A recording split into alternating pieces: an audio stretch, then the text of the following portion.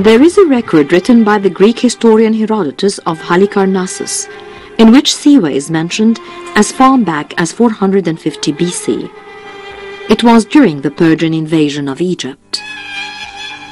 The oracle predicted the death of the Persian king Cambyses during his campaign. Cambyses then sent some troops to the oracle temple in Siwa in order to destroy it for such a prediction. However, and according to Herodotus, the troops sent by Cambyses were lost in a sandstorm halfway to Siwa Oasis. In 332 till 333 BC, the oracle temple had its most important visit, the one made by Alexander the Great. A great believer of the divine fate, Alexander the Great traveled across the sands in order to discover the prophecies of Amon-Ra.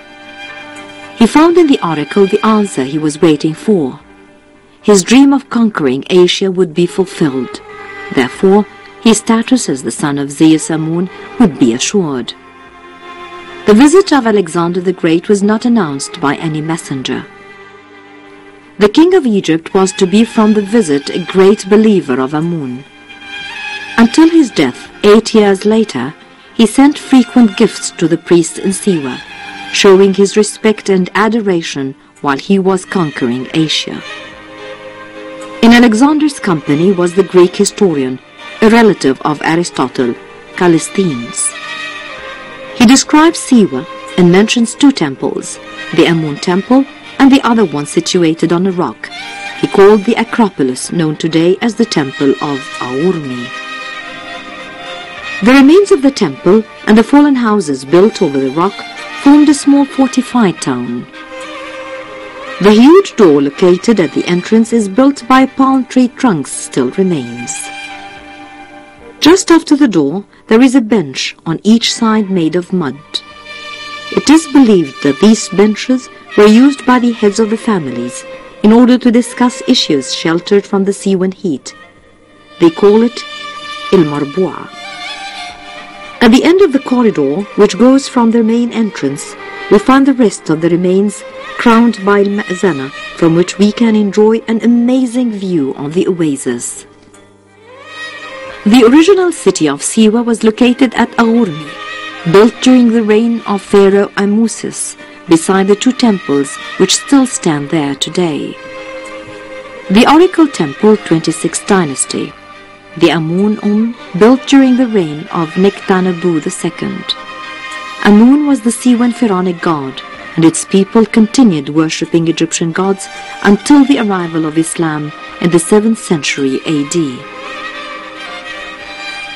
The continuous nomad attacks that occurred during the Middle Ages made the Siwans change the location from the Aurmi hill to a more secure area. According to the Siwan manuscript, around 1203 AD, the Siwans moved to the current location. They called it Shali, which in Siwan means the town, rising from the bottom of the hill for a greater security, and around 2 kilometers away from Aurmi, the amazing remains of the fortress of Shali. Its full splendor during the beginning of the 13th century AD can be felt as you walk through the maze-like streets of this ancient town. Made of kashif, salted mud, which becomes like cement once it's dry. Narrow streets. The fortress was built around a strong wall. This wall had only one entrance at first. The gate, called El Bab Shel, was opened from dusk till dawn in order to increase the security. The Siwans have always been a very peaceful people, mainly agricultural people. So, within Shali's frontiers, they found the safety they needed in order to survive. However, this ancient civilization did not take into account something more great and dangerous than human beings, that is, the unpredictable behavior of Mother Nature. That came in the form of heavy rainstorms in the first half of the 19th century, which washed Shali away. However, its civilization did not stop there, as the families continue their lives at the foot of the mountain that was once their home. The second attack on the Siwan civilization came during the Second World War.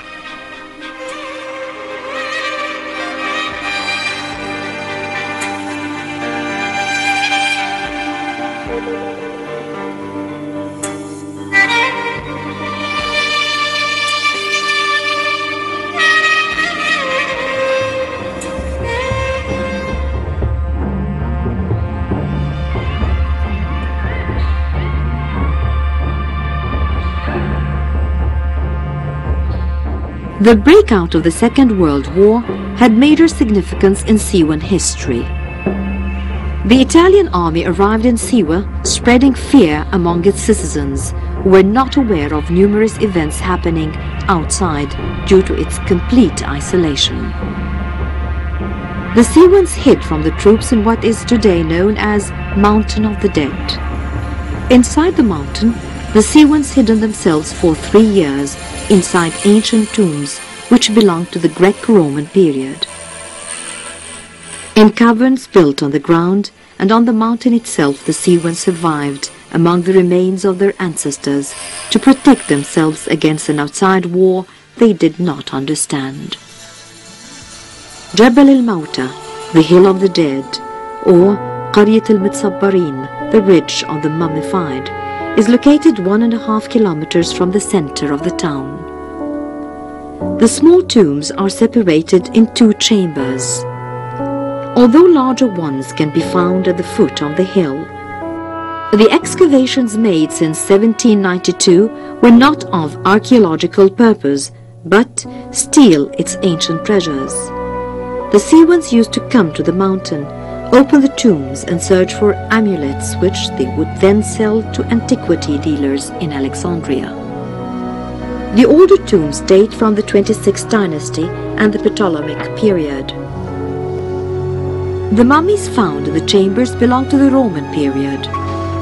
The Siwans were not allowed to bury the dead for centuries, so they cut the walls of the chambers in order to place the mummies there without caring about the antique paintings covering those walls.